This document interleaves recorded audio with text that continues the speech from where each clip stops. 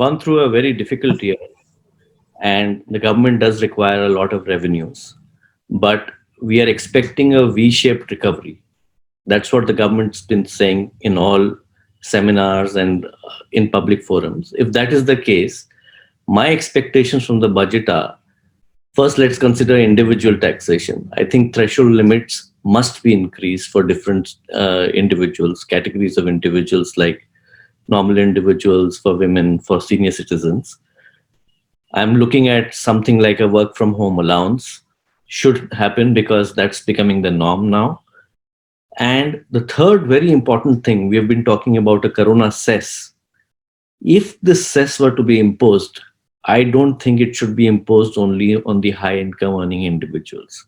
They are the highest performers in our country and they don't need to be punished anymore. They are already paying taxes in excess of 42% for direct taxes, and I don't think any more disproportionate burden should be imposed on them.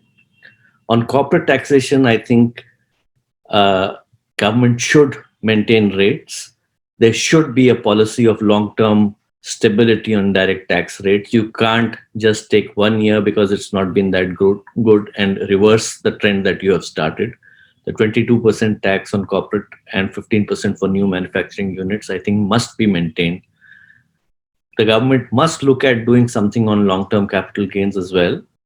I think one of the things that can be tried is to reduce the holding period for assets on long-term capital gains, especially on real estate and on, say, debt instruments. That should give a fillip to investment. Government must also now look at sector-specific incentives, like which will promote infrastructure spending. Sectors like hospitality, aviation, tourism, automobiles, which have suffered a lot during the pandemic, must be given a fillip. Government must look at garnering investment not just from increasing tax rates, but it should ensure restoration of profitability of companies. It may explore the idea of issuing some tax-free bonds rather than increasing tax rates. That I think is an important factor.